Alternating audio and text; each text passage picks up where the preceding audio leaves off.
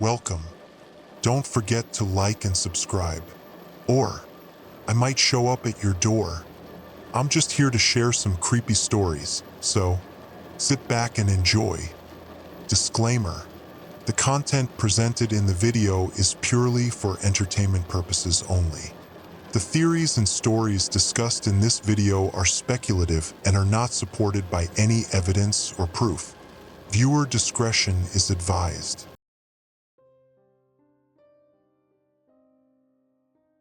The static crackled through my headset like broken glass, each pop making my teeth ache in the fluorescent-lit depths of NORAD's Cheyenne Mountain Communications Center. I'd been monitoring emergency frequencies for 6 hours straight, my coffee long cold, when the transmission cut through the white noise like a scream. "This is Air Force One, Angel declaring pinnacle emergency." The voice fractured into digital chaos, then reformed. "Nuclear winter inevitable." Repeat, "Nuclear winter inevitable." Message ends. My hands froze over the console. Angel, the presidential aircraft's classified call sign. I'd heard it maybe twice in my 4 years stationed here, always during routine exercises. Never like this. Never with that edge of controlled panic bleeding through the pilot's training. I stabbed the record button and cranked the gain, filtering out layers of interference. The transmission was bouncing off the ionosphere, fragmenting, but underneath the static I caught additional fragments. Multiple launches confirmed, DEFCON 1 activated, presidential succession protocols, then silence. Complete radio blackout on Angel's frequency. The green oscilloscope line flattened to a steady hum. I stared at it, willing the signal to return, but the frequency had gone dead.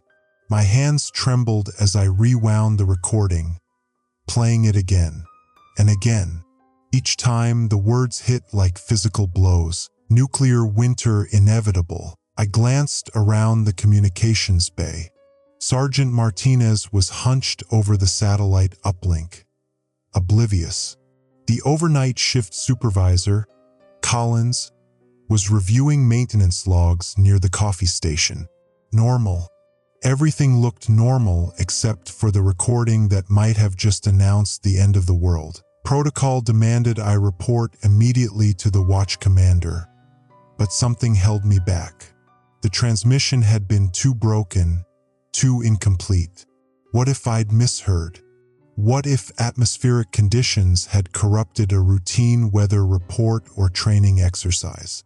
I'd seen careers destroyed by false alarms, good soldiers drummed out for crying wolf. But the voice, I'd heard Major Patterson's voice dozens of times during communications checks.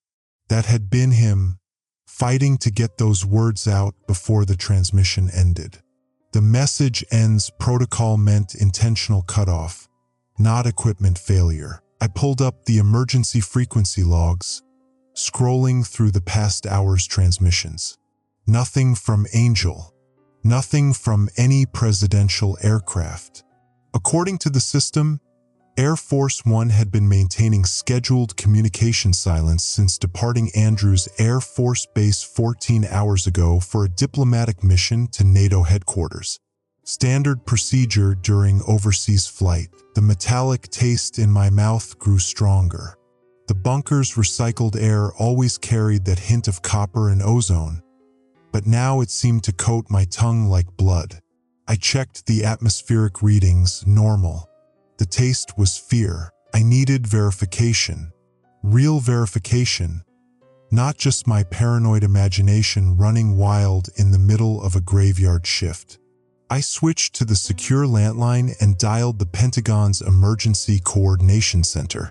The line rang once, twice, then delivered a busy signal. That was wrong. The emergency line never showed busy.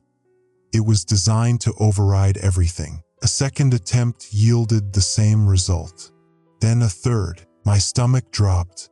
Either the Pentagon was dealing with a massive crisis, or the communication lines were compromised. Neither explanation offered comfort. I tried Andrews Air Force Base next, requesting Air Force One's current status through proper channels. The response came back in clipped, professional tones. Angel's position is classified. All routine status queries suspended pending higher authority review. The line went dead with a soft click. Pending higher authority review. That wasn't standard language. That was crisis management protocol. I stood up, my chair squeaking against the polished concrete floor. The sound echoed in the cavernous space, bouncing off banks of equipment that suddenly looked fragile, inadequate. How many times had I sat in this exact spot, monitoring routine chatter, filing reports about weather delays and equipment malfunctions? The familiar surroundings now felt like a tomb. Martinez looked up from his console. "You okay, Orion? You look like you've seen a ghost." I almost laughed. A ghost would be preferable to what I might have just heard. Just tired. Long shift, but I wasn't tired anymore. Every nerve in my body was singing with adrenaline. Every sense hyper-alert. The fluorescent lights seemed brighter, the hum of electronics louder. The bunker's climate control system cycled on with a mechanical wheeze that made me flinch. I checked the classified frequency again. Still nothing from Angel. I expanded the search, monitoring military emergency channels, civilian air traffic control, even amateur radio bands. The airwaves carried the usual traffic, cargo flights, reporting positions, weather updates, routine military communications. Normal. Everything perfectly, horribly normal, except for one transmission that had lasted exactly 18 seconds and might have just announced the apocalypse. I saved the recording to 3 separate storage systems, tagged it with maximum security classifications, and embedded it in the emergency protocol matrix. The timestamp read 0347:23 Greenwich Mean Time. Whatever happened next, there would be a record. Someone would know what I'd heard, and when. The wall chronometer read 0347 hours. Dawn was still 3 hours away on the surface, but time had become meaningless. If the transmission was real, if Air Force One had gone down, if nuclear winter was indeed inevitable, then the sunrise might be one of the last anyone would see. I reached for the red phone that connected directly to the watch commander's office. My hand hovered over the receiver. Once I lifted it, once I spoke those words, there would be no taking them back. The machinery of crisis would grind into motion, and I would be responsible for whatever came next. The transmission played again in my memory, each word etched in digital precision. Nuclear winter inevitable. I grabbed the phone and dialed. The watch commander answered before the first ring finished. His voice crisp despite the early hour. "Sir, this is Specialist Orion in Communications. I need to report a pinnacle emergency transmission from Air Force One. Priority classification. Imminent threat to national security." The line went quiet for exactly 3 seconds. Then, "Lock down your station immediately. I'm bringing the senior staff. Don't discuss this with anyone else until we arrive." The phone clicked dead. I sat back in my chair, staring at the oscilloscope's flat green line. In the distance, ventilation fans hummed their mechanical lullaby, circulating the same stale air through concrete corridors that might soon become the only habitable spaces left on Earth. The recording waited in the system's memory, 18 seconds of fragmented transmission that had just changed everything. I'd made my choice. Now I had to live with whatever came next. If living was even still an option. The next 12 minutes shattered everything I thought I knew about nuclear protocol. I was still staring at the static-filled display when Noemi burst through the reinforced door of Communications Bay 7, her NORAD analyst badge swinging wildly from her lanyard. The fluorescent lights caught the perspiration on her forehead as she clutched a manila folder marked with red diagonal stripes, the kind reserved for imminent threat assessments. "Orion, tell me you didn't just hear what I think you heard," she said, her voice tight with controlled panic. I gestured toward the radio array, where the final transmission from Air Force One still echoed in my mind. Presidential aircraft went dark at 1,347 hours. Last transmission. I swallowed hard. Nuclear winter inevitable. Noemi's face went pale.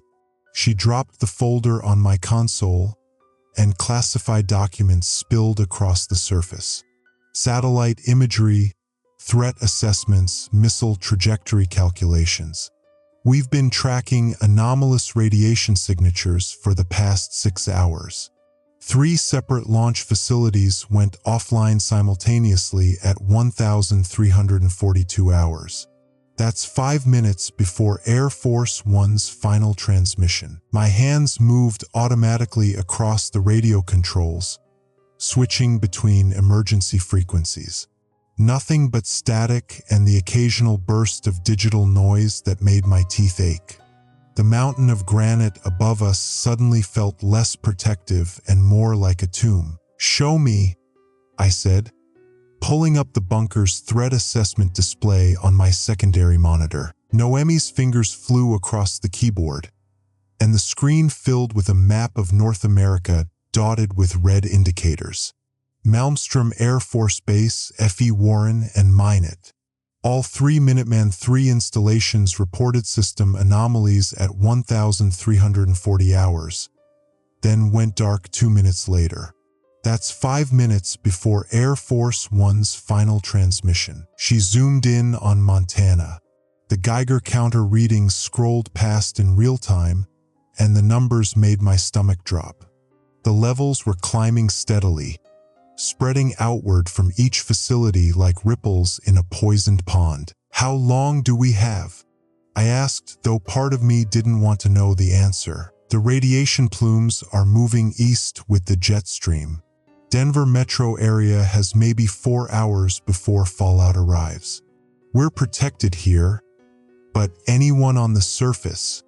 She trailed off, staring at the projection models. The bunker's intercom crackled to life. "All personnel to emergency stations.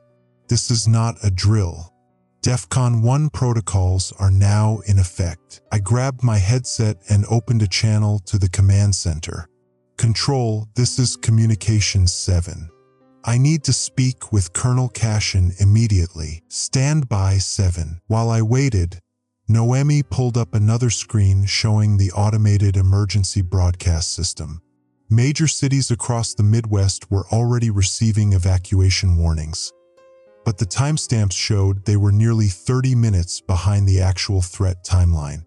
The system was processing data too slowly, exactly when speed mattered most. "My God," she whispered, pointing to a live feed from a traffic camera in Cheyenne. "Look at the highways." The interstate was clogged with vehicles stretching to the horizon. Cars abandoned in the middle of the road, families on foot carrying suitcases and children. Some vehicles had their hazard lights blinking, but many were already empty. The evacuation had turned into chaos. 7, this is Colonel Cashin. Report. I keyed the microphone. "Sir, we've confirmed nuclear detonations at 3 ICBM facilities. Air Force One's final transmission appears to be authentic. The radiation signatures match weapons-grade material." Pause. "Copy that. I'm declaring a communications lockdown. No external transmissions without my direct authorization. We need to assume all surface infrastructure is compromised." "Understood, sir." "What about the evacuation channels?" "Maintain monitoring only. The automated systems are handling what they can, but we can't risk exposing our position." The channel went dead, and I stared at the radio controls. My job was to maintain communications, to be the voice that guided people to safety. Now I was ordered to stay silent while cities burned. Noemi was reading through the classified documents when her screen lit up with incoming data. Orion were getting reports from NORAD surveillance. Multiple missile launches detected from overseas installations. These are incoming intercontinental ballistic missiles. I leaned over her shoulder, watching the trajectory calculations update in real time. The missiles were following ballistic paths that would take them directly over major population centers. Chicago, Detroit, New York. The estimated time to impact was less than 25 minutes. This isn't random, I said, studying the patterns. They're targeting our response capabilities first, then the cities. The electromagnetic pulse effects alone will knock out most of our communication networks, Noemi replied. We'll be fighting blind. I thought about the Air Force One transmission, about the president's final words echoing through the static. Nuclear winter inevitable. Not a warning, a statement of fact. The bunker shuddered slightly, and emergency lighting flickered on. In the distance, I could hear the massive blast doors sealing as the facility transitioned to full lockdown mode. The air recycling system kicked into overdrive, and I tasted the metallic tang of filtered oxygen. Noemi, pull up the continuity protocols. If the surface command structure is compromised, what's our chain of authority? She accessed the classified database, her security clearance granting access to documents I'd never seen. Presidential succession is automatic, but if the entire federal government is neutralized? She paused, reading. Military commanders in hardened facilities assume emergency authority for their operational areas, meaning Colonel Cashin becomes the highest-ranking official for our sector. Exactly. And according to these protocols, he has the authority to authorize nuclear retaliation. I felt a chill that had nothing to do with the bunker's climate control. The weight of what we were discussing settled over me like a lead blanket. If the surface world was dying, we were the ones who would decide how to respond. The main display showed radiation levels continuing to climb across 3 states. The evacuation routes were failing as vehicles ran out of fuel or broke down. Emergency services had gone dark in most affected areas. The carefully planned response to nuclear attack was crumbling under the reality of coordinated strikes. We need to contact the other facilities, I said, returning to my radio station. Find out who else is still operational. I began transmitting on the emergency military frequencies, using the authentication codes that would identify us as a legitimate command facility. The responses came slowly, a few scattered bunkers, some mobile command units, and one submarine that had surfaced briefly to establish communications. Each report painted the same picture: coordinated strikes on military installations, followed by city-targeting missiles. The attack was methodical, designed to cripple our response capability while maximizing civilian casualties and infrastructure damage. Sir, we're getting a priority transmission from the Pentagon, Noemi announced, adjusting her headset. I opened the channel and heard a voice I didn't recognize, speaking through heavy static. All surviving facilities, this is Acting Secretary of Defense Morrison. Presidential authority has been transferred to the Secretary of Defense under continuity protocols. We are authorizing immediate nuclear response. The transmission cut off, leaving us in silence. Did you get coordinates for the response? I asked. Noemi shook her head. The signal was too degraded. But if they're authorizing retaliation, I understood. In less than an hour, we'd gone from monitoring threats to becoming part of the machinery of nuclear war. The bunker around us, built to protect and preserve, had become a weapon. The radiation readings continued to climb on our screens, and I realized that regardless of what orders came next, the world above us was already ending. Nuclear winter inevitable. The president's final words weren't a warning. They were a prophecy that was coming true in real time. I adjusted my headset and prepared for whatever commands would come next, knowing that each decision we made would determine not just our survival, but the survival of whatever civilization might remain when the radiation finally settled. The emergency lighting cast harsh shadows across the command center as I hunched over the communications array, my fingers trembling against the controls. 47 minutes had passed since Air Force One's final transmission, and the static-filled silence felt like a weight pressing down on my chest. The Geiger counter's irregular clicking had become a steady rhythm now, each pulse a reminder that the radiation levels above us were climbing steadily. "Orion, I need you to see this." Noemi's voice cracked as she gestured toward her monitoring station. The massive display showed a cascade of red dots across the continental United States, each one representing a nuclear detonation confirmed by seismic sensors. The pattern analysis is complete.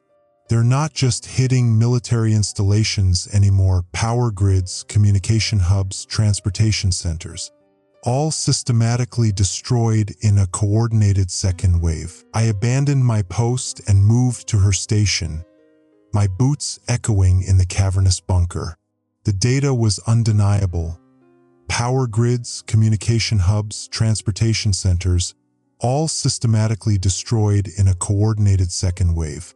The enemy hadn't just wanted to cripple our military response. They'd wanted to ensure we couldn't rebuild. "How many?" I asked, though I wasn't sure I wanted to know. 43 confirmed detonations in the past hour. The targeting pattern suggests. She paused, her hand hovering over the keyboard. They knew exactly where to hit us.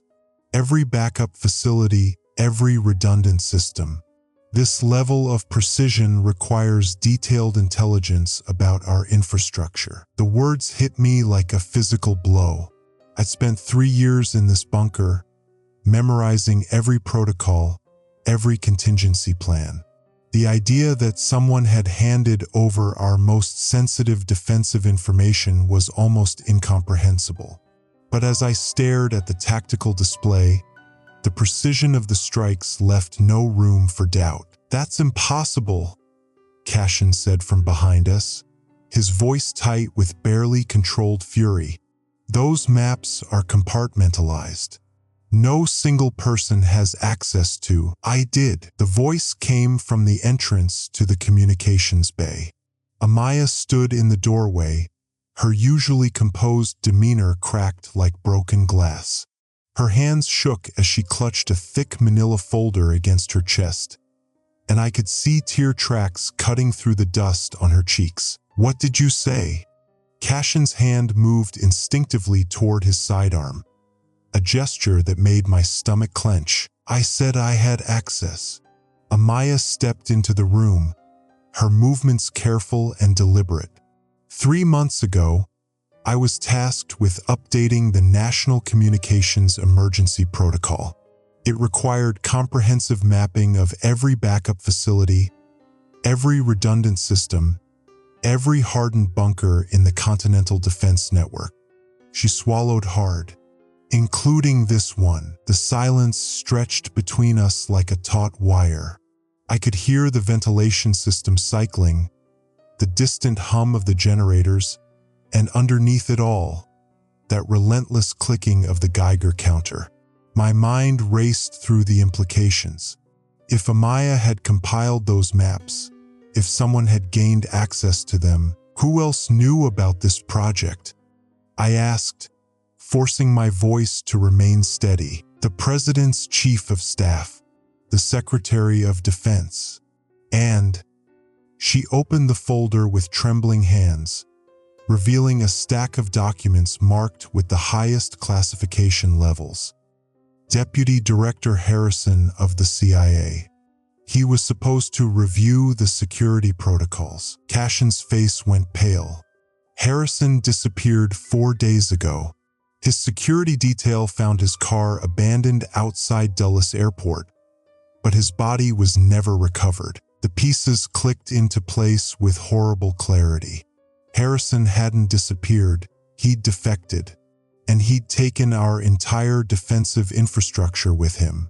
Every hardened bunker, every communication relay, every backup facility that was supposed to keep us operational during a nuclear exchange had been compromised. They knew we'd retreat to places like this, I said, gesturing around the bunker. They knew exactly where to find us. Amaya nodded miserably. The surface installations were just the first wave. The real target was always the continuity of government protocols. They wanted to make sure that when the dust settled, there would be no one left to coordinate a response. "How long do we have?" Cashin asked, his training taking over despite the shocking revelation. Noemi was already working at her console, her fingers flying across the keyboard. If they're following the same systematic pattern, they'll target the deep bunkers next. The hardened facilities that can survive near-direct hits. She paused, cross-referencing the data. Based on the timing intervals of the previous strikes, I'd estimate 4 to 6 hours before they reach facilities at our hardening level. 6 hours. I felt something cold settle in my stomach. 6 hours to figure out how to survive what was coming, with the knowledge that our enemies knew exactly where we were and exactly how to reach us. "There's something else," Amaya said quietly. She pulled a single sheet of paper from the folder, a communication intercept marked with today's date and time. 0847 hours. This came through the State Department's emergency channel 38 minutes before Air Force One went dark. "It's a message from our embassy in Moscow." She handed the paper to Cashin, who read it with increasing alarm. His face went ashen as he reached the bottom of the page. "What does it say?" I demanded. "It's a final diplomatic communication. The Russian ambassador delivered it personally." Cashin's voice was barely above a whisper. "It says that the nuclear exchange was inevitable, that both sides knew it would happen eventually, and they were simply ensuring they struck first." The implications hit me like a sledgehammer. This wasn't a sudden escalation or a communication breakdown. This was a calculated first strike, planned with the full knowledge that it would trigger a nuclear winter. The enemy had accepted the death of civilization as an acceptable cost for military advantage. "The president's final message," I said, my voice hoarse. "Nuclear winter inevitable." He wasn't talking about the consequences of the exchange. "No," Amaya confirmed. "He was talking about their intention. They planned this to be unsurvivable from the beginning." The command center fell silent except for the mechanical sounds of the bunker's life support systems. We were no longer just trying to survive a nuclear exchange.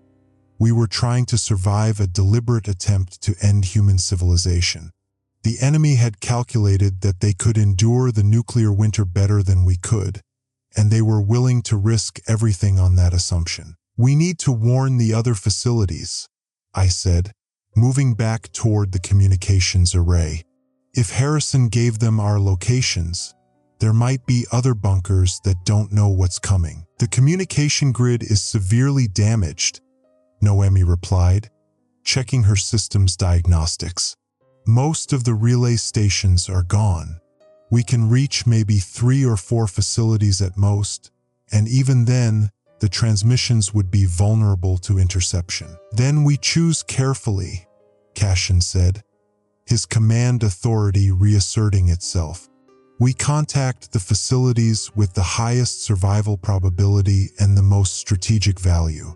NORAD headquarters, the Pentagon's deep bunker, and the CDC's emergency laboratory in Atlanta." As I began adjusting the radio frequencies, trying to cut through the growing electromagnetic interference, I realized that we were no longer just communication specialists and analysts.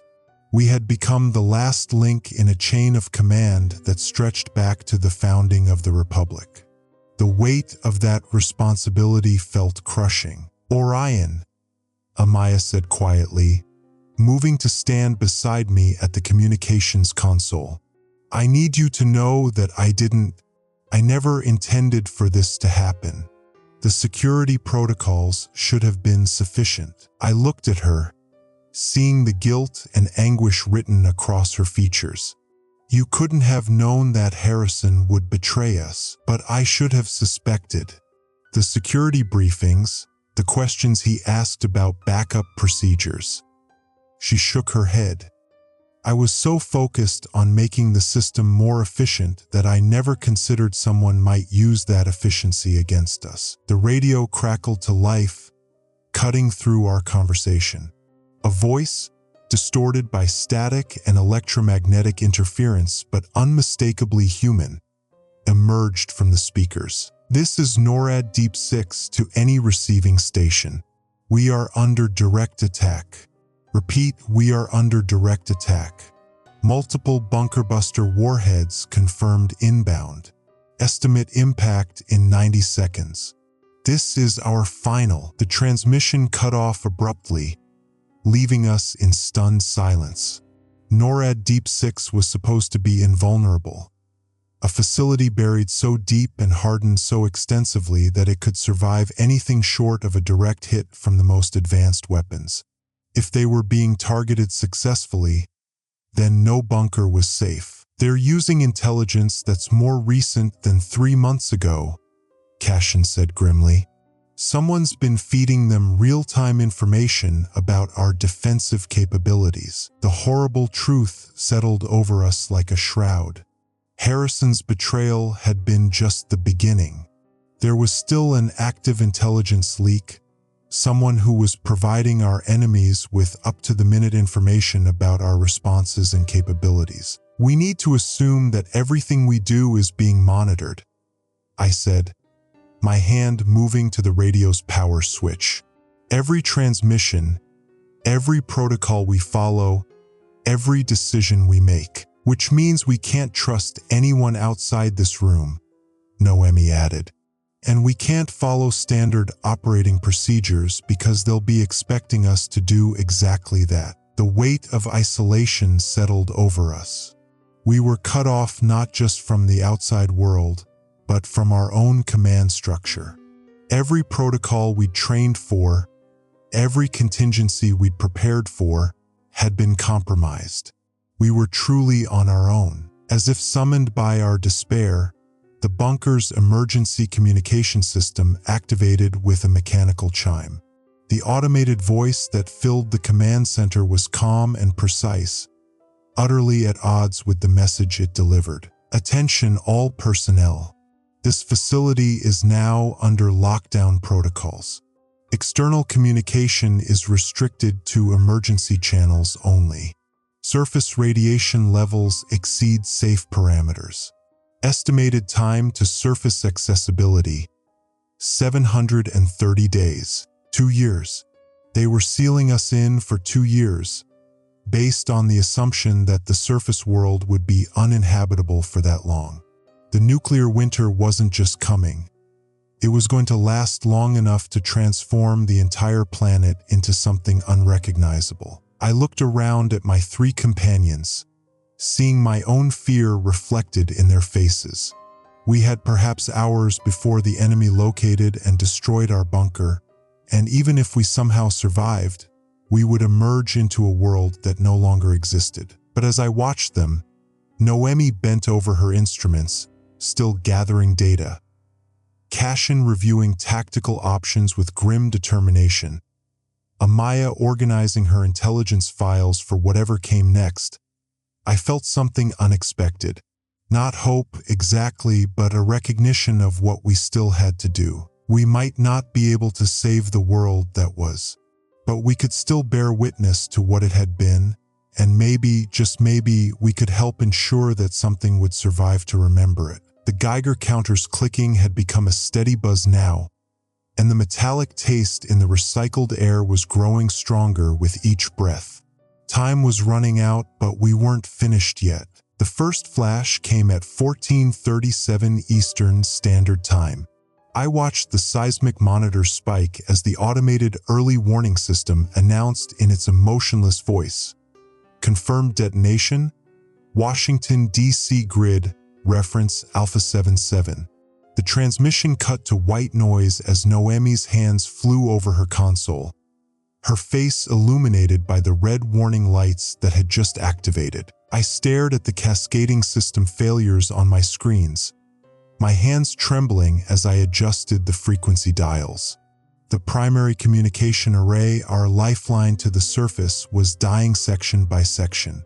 Status indicators switched from green to amber to red as the electromagnetic pulse effects rippled through our shielded systems. Orion, get me anything from the eastern seaboard. Cashin's voice carried the weight of a man who just watched his world end. He stood behind the central command console, his uniform wrinkled from 18 hours of crisis management, his face illuminated by the harsh glow of emergency lighting. I switched to the backup frequencies, cycling through military channels that should have been buzzing with evacuation orders and damage reports. Instead, I found only silence punctuated by the occasional burst of automated distress signals, electronic screams from systems whose operators were either dead or had fled to radiation shelters. Sir, I'm getting automated emergency broadcasts from Norfolk Naval Base, but they're just repeating the same message. I played the recording through the speakers. A computerized voice echoed through our bunker. This is Norfolk Naval Base. All personnel report to radiation shelters immediately. This is not a drill. This is not a drill. The message had been looping for 47 minutes. Amaya sat at her workstation, accessing the classified intelligence databases that were still receiving updates from automated monitoring systems. Pentagon's gone dark, she announced, her voice professionally calm despite the data streaming across her screens. Last satellite imagery shows multiple high-yield detonations across the eastern corridor. Washington, Norfolk, New York, Philadelphia. The thermal signatures are consistent with strategic warheads. Enough! Cashin's command cut through her recitation. I need to know what's left, not what's gone. I switched to the long-range emergency frequencies, the ones designed for exactly this scenario. The static was overwhelming, but I caught fragments. A Navy submarine reporting loss of surface contact, a NORAD facility in Montana requesting instructions, a Coast Guard cutter somewhere in the Atlantic asking for orders that would never come. Each transmission was a fragment of a dying world. Cheyenne Mountains still operational, I reported. They're coordinating with remaining missile defense systems, but they're reporting a 60% failure rate on intercepts. The numbers were devastating. Our missile defense network, the technological marvel that was supposed to protect us from this exact scenario, had proven woefully inadequate against a coordinated first strike. The enemy had simply overwhelmed our systems with more warheads than we could stop. Noemi's workstation chimed with an incoming priority message transmitted through the hardened military satellite network. Her face went pale as she read it. Sir, we've got confirmation from the USS Nebraska. They're reporting orders to execute their targeting package, but they need authorization from the National Command Authority. They're requesting immediate confirmation of the Go Code, the National Command Authority. In normal times, that meant the President, the Secretary of Defense, and the Chairman of the Joint Chiefs.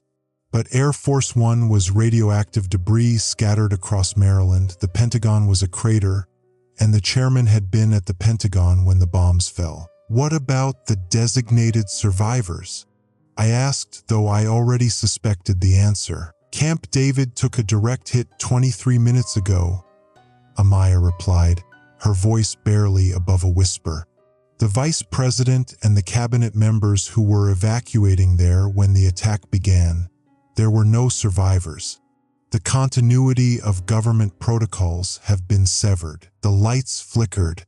Our backup generators were struggling to maintain power as the electromagnetic pulse effects cascaded through our systems.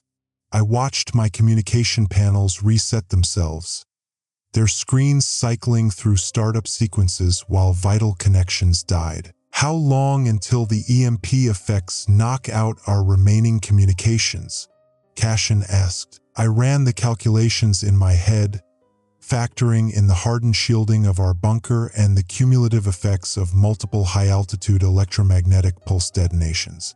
35 minutes, maybe less. The surge protectors are failing faster than designed. Each detonation compounds the effect. Cashin walked to the vault where we kept the authentication codes, the nuclear launch keys that could unleash our submarine-based strategic deterrent.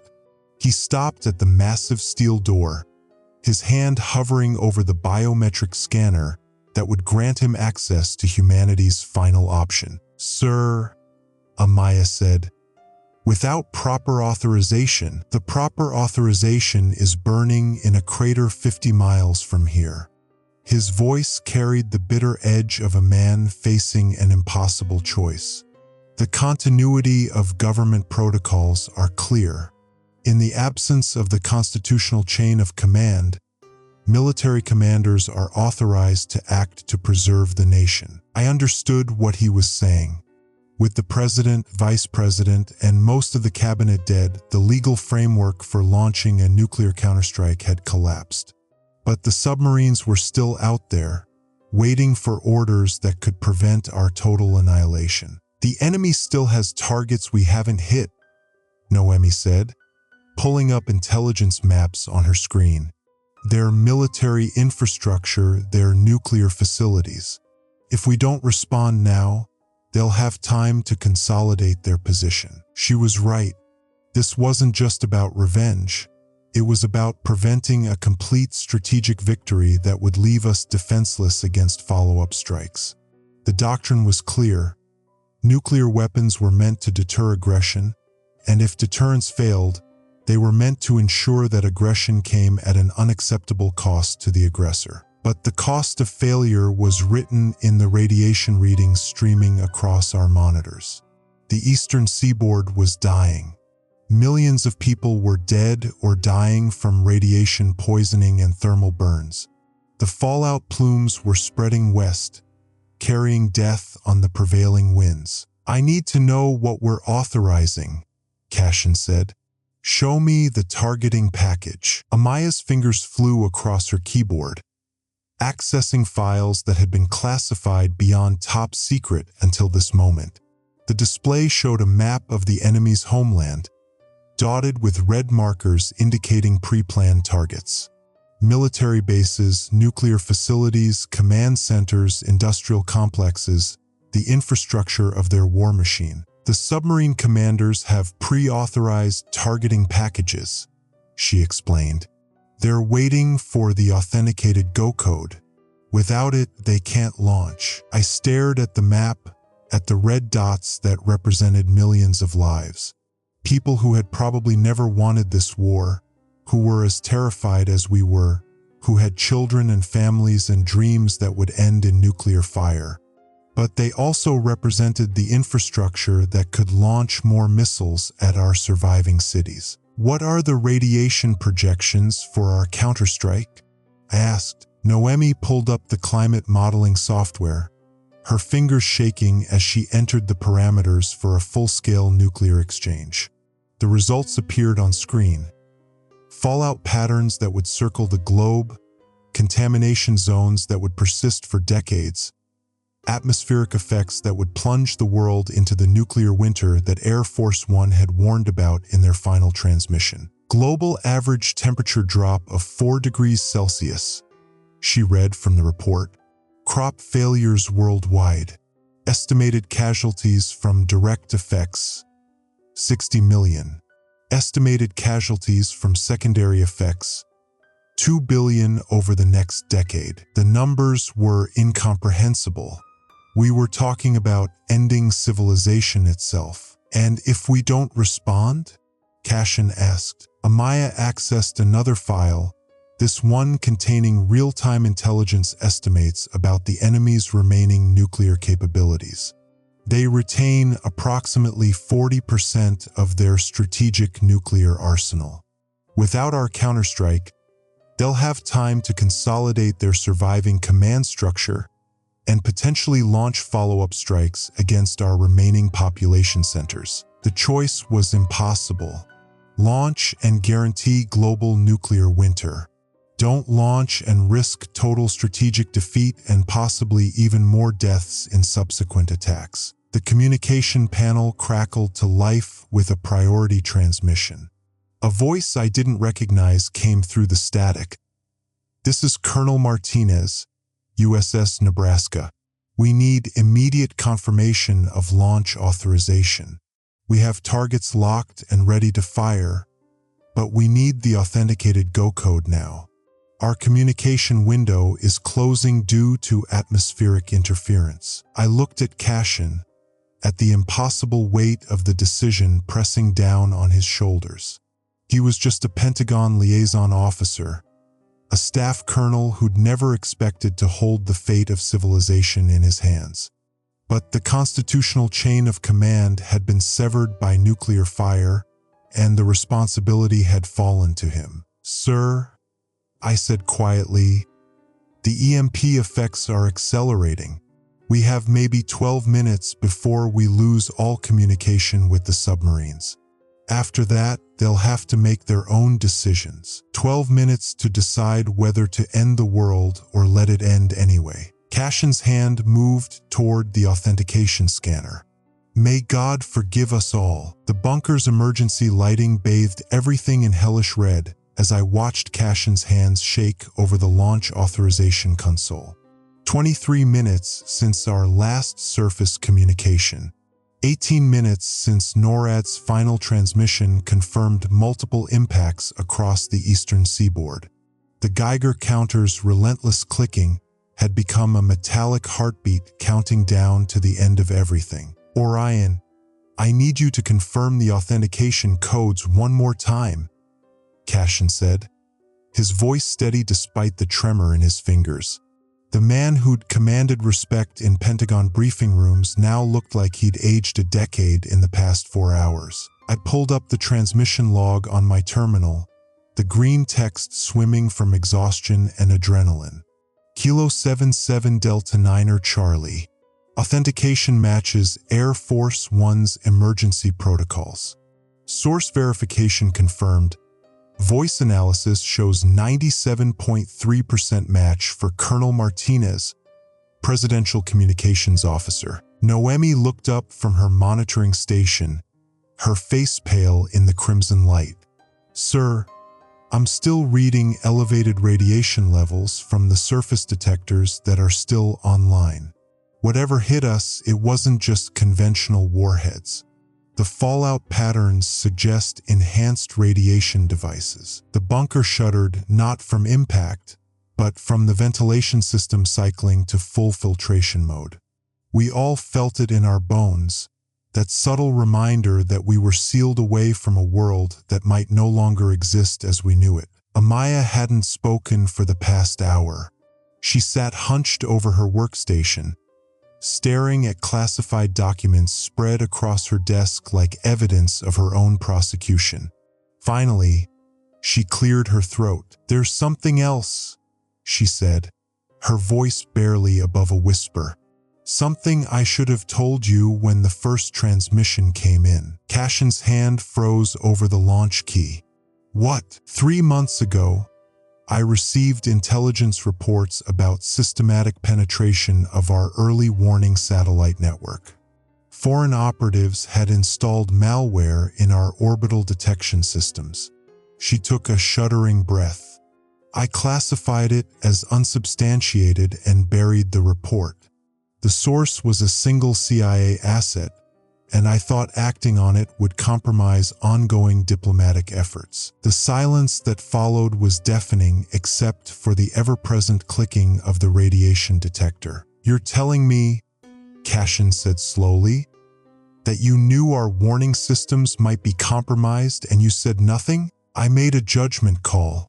The intelligence was from a single source, unverified. I've seen too many false alarms destroy careers and derail peace processes. Amaya's voice cracked. If I'd acted on it, maybe we would have detected the first wave of launches earlier. Maybe Air Force One would still be flying. I felt the weight of her confession settle over the bunker like a physical presence. The president was dead. The eastern seaboard was burning. And we might have prevented it if not for one woman's decision to bury intelligence reports. How many people knew about this? I asked, my communications training kicking in. Chain of custody, information flow.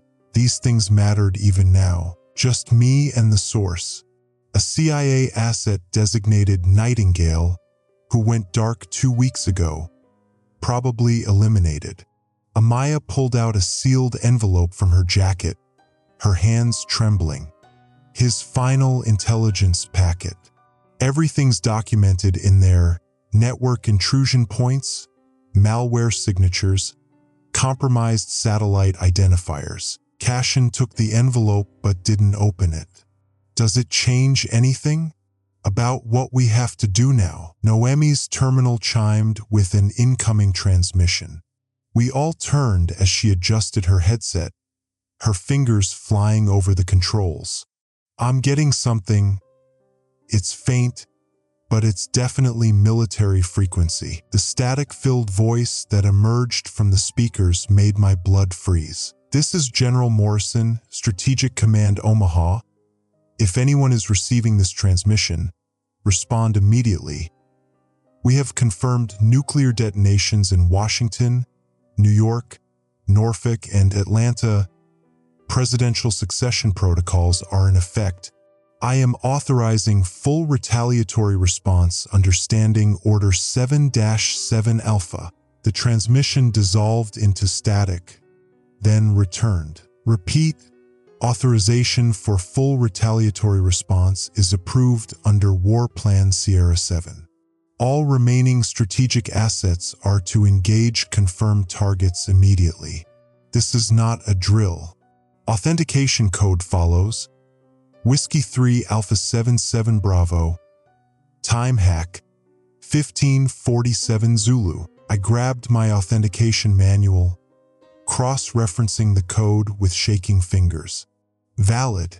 That's Morrison's personal authorization code, and the time hack matches our chronometer. Sir, this is legitimate. We have legal authority to launch. Cashin stared at the launch console. 2 keys, separated by precisely 18 inches to prevent accidental activation. Both had to be turned simultaneously within a 3-second window. The system was designed so that no single person could end the world, but here we were, just the 4 of us, carrying the weight of 47 million lives. Sir, Noemi said quietly, if we don't respond within 12 minutes, the launch window closes. The missiles need at least 45 minutes to reach their targets, and our satellite uplinks are degrading at 15% per hour. We might lose the ability to guide them to target. The bunker's air recycling system cycled again, a mechanical wheeze that reminded us we were breathing filtered air, that the world above us was poisoned. The metallic taste in my mouth was getting stronger, either from the recycled atmosphere or from the knowledge of what we were about to do. Amaya, Cashin said, his voice barely audible. I need you to help me with the launch sequence. She looked up, tears streaming down her face. Sir, given what I've done, maybe I shouldn't. You should. You're the only one here who's actually been in the Situation Room during a nuclear crisis exercise. You know the protocols. He paused, then added with unexpected gentleness. And you need to be part of fixing this. I watched as they moved to the launch console, their hands positioning over the twin keys. The bunker's emergency lighting flickered once, twice, then steadied. Our backup power systems were holding, but for how long? On my mark, Cashin said. 3, 2, 1, mark. The keys turned with a soft click that somehow thundered louder than the Geiger counter's relentless chatter. Red lights cascaded across the console as the system armed itself. There was no recall code, no abort sequence. We had just crossed the threshold from victims to perpetrators. Launch sequence initiated. The computer announced in its insanely calm voice. Confirm target selection. Noemi read from her terminal, her voice hollow. Confirmed hostile launch sites. 12 locations. Strategic military targets with estimated collateral casualties of 47 million civilians. 47 million. The number hung in the filtered air like a physical weight. I thought about the family photo in my wallet, my sister and her kids in Denver, probably already dead from the first wave. Now we were about to kill 47 million people in return, mothers and fathers and children who had never chosen this war. Confirm launch authorization, the computer prompted. Cashin's finger hovered over the final button. God forgive us all, he whispered, then pressed it. The bunker shook with a deep, bone-rattling vibration as the missile silos 200 feet above us opened and disgorged their deadly cargo. Through the reinforced concrete and steel, we could hear the rocket engines igniting, a sound like the world tearing itself apart. Our ICBMs were climbing toward the edge of space, carrying their nuclear payloads toward targets halfway around the world. Time to impact, 42 minutes, Noemi reported, her voice eerily calm now. Satellite guidance holding steady. All birds are flying true. I slumped back in my chair, the weight of what we'd just done settling over me like a burial shroud. Outside, nuclear winter was beginning. In 42 minutes, we would complete the job, ensuring that both sides of the planet would spend the next several years in radioactive twilight. The age of deterrence was over. The age of consequences had begun. Was it the right choice? Amaya asked, staring at the launch console's blinking lights. None of us answered. In the end, there might not have been a right choice, only the choice that kept us human in the face of inhuman circumstances. The choice that said we wouldn't let our people die without response, even if that response meant the end of everything we'd sworn to protect. The Geiger counter kept clicking, marking time until 47 million more people joined the dead. Outside, snow was beginning to fall. Not the clean white snow of winter, but the gray, poisoned snow of nuclear winter. And somewhere in the radioactive darkness above us, our missiles were racing toward their targets, carrying the final act of a species that had forgotten how to step back from the brink. The manual launch sequence indicator had finally gone dark on the console before me. 47 minutes had passed since I'd turned the dual key alongside Cashin in the launch authorization protocol. 47 minutes since we'd transmitted the emergency action message that sent our nuclear arsenal toward targets that Amaya's intelligence had confirmed were still operational. I pressed my palm against the communication panel, feeling the vibration of the backup diesel generators. The bunker's life support systems hummed steadily, designed to sustain 4 personnel for 18 months using stored provisions and recycled air. Through the reinforced concrete walls, I couldn't hear the impacts happening above us. The seismic sensors had registered the first detonations 23 minutes ago, massive tremors that made the equipment housings rattle in their shock-mounted frames. Orion, we're getting something on the emergency frequency, Noemi called from her station. She'd been monitoring the automated distress beacons, the ones that activated when military installations went dark. Her voice carried the same hollow exhaustion we all felt. I walked over to her console, my boots echoing in the suddenly quiet space. The main communication array had been destroyed by the EMP waves, but we'd managed to hardwire a backup system using spare components from the emergency supply lockers. The backup system could only reach military installations within a few hundred miles, but it was enough to receive automated distress signals. Enough to know that Denver's emergency broadcast had stopped. Colorado Springs had gone silent 2 hours ago. What kind of signal? I asked, adjusting the headset she handed me. Automated. Cheyenne Mountain is still functional, but they're reporting massive casualties. NORAD's backup facility is operational, but they've lost contact with Washington, Norfolk, and the Pacific Fleet. She paused, checking her notes. The automated system is broadcasting fallout predictions. The jet stream is carrying radioactive particles southeast. By tomorrow, the contamination will reach the Gulf Coast. Cashin approached from the strategic planning table where he'd been calculating blast yield estimates from the seismic data. His uniform was wrinkled, his face gray with the weight of the launch authorization we'd both signed. The counterstrike was successful, he said quietly. Seismic readings confirmed detonations at their primary launch facilities and command bunkers. We stopped the second wave. I nodded, though the victory felt hollow. We'd prevented complete annihilation, but at a cost measured in millions of lives.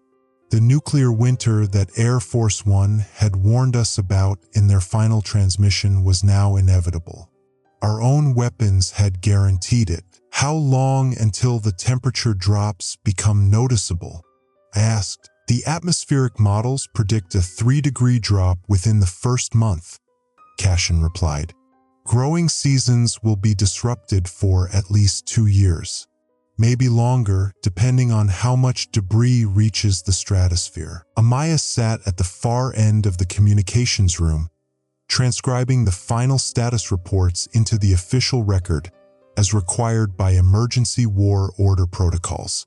She'd been documenting everything since the counterstrike authorization, our legal obligation to preserve the chain of events for whatever government might emerge from the ruins. Her confession about the intelligence gap that had left us vulnerable had been recorded too. If we survived long enough to face an inquiry, she'd answer for her role in the security failure that led to this moment. The automated systems are still broadcasting the emergency alert signal, she said without looking up from her work. Every 15 minutes, it repeats the same message. This is the emergency broadcast system. Nuclear exchange has occurred. Seek immediate shelter. Follow local emergency procedures. Government continuity operations are in effect. I returned to my station and activated the long-range transmitter. The hardened antenna array on the surface had been designed to survive electromagnetic pulse, and the backup power systems were still functional. If there were other survivors out there, other bunkers or hardened facilities, they needed to know what we knew. This is Orion, United States Air Force Communications, Emergency Operations Center Designation 77 Alpha. I spoke into the microphone. Time is 1,347 hours, Eastern Standard Time. Nuclear exchange has been confirmed. Presidential succession protocols are in effect. All military personnel are directed to follow emergency war order procedures. I released the transmit button and listened to the static. Sometimes, in the background noise, I thought I could hear voices, other operators somewhere in the darkness, trying to maintain contact with a world that had fundamentally changed. But the static could be deceiving. The human mind created patterns where none existed, especially when you desperately needed to believe you weren't alone. I keep thinking about the Air Force One crew, Noemi said quietly. That final transmission. They knew what was coming. They had maybe 10 minutes to prepare. They did their job, Cashin replied. The warning gave us time to respond. Without that transmission, we might not have known about the coordinated strike until it was too late to retaliate. I thought about the president's voice on that final recording, calm, professional, even as the aircraft was being torn apart by nuclear fire. The crew had stayed at their posts, maintained communication until the very end. They'd given us the intelligence we needed to make the terrible choice that prevented total annihilation. The seismic sensors registered another tremor. Somewhere above us, the nuclear fires were still burning. The fallout would settle into the groundwater, contaminate the soil, poison the air. But deep underground, our systems continued to function. The water recyclers processed our waste. The air scrubbers removed carbon dioxide. The food stores would last 18 months if we rationed carefully, long enough for the initial radiation to decay to manageable levels. We need to establish communication protocols with other survivors, I said. If there are other facilities still operational, we need to coordinate recovery efforts. The satellite network is completely down, Noemi reported. But some ground-based relay stations might still be functional. If we can establish a communications net, we might be able to coordinate relief efforts. Cashin pulled up the facility blueprints on his tablet. The bunker was designed for extended operations. We have machine shops, medical facilities, even a small hydroponics lab. If we can make contact with agricultural centers or university research stations, we might be able to develop crop strains that can survive in the altered climate. I keyed the transmitter again. This is Emergency Operations Center 77 Alpha broadcasting on all emergency frequencies. We are operational and prepared to coordinate with other survivor facilities. Presidential succession protocols are in effect. If you can hear this transmission, please respond on any available frequency. The static crackled back at us. But as I listened, I caught something else, a faint signal, barely above the background noise. A voice, distorted by distance and interference, but definitely human. Emergency Operations Center. This is Mountain Home Air Force Base. We are operational with approximately 200 personnel. Please respond if you can hear this transmission. I grabbed the microphone. Mountain Home, this is 77 Alpha. We copy your transmission. What is your current status? The relief in the responding voice was audible even through the static. 77 Alpha, this is Colonel Martinez, Mountain Home Base Commander. We have partial facilities operational. Medical, communications, and supply depot are functional. We've been monitoring fallout patterns and coordinating with civilian authorities in the region. Copy that, Mountain Home. What is your personnel count and supply status? We are prepared to share intelligence and coordinate relief efforts. Stand by for data transmission. 77 Alpha, we have approximately 200 personnel.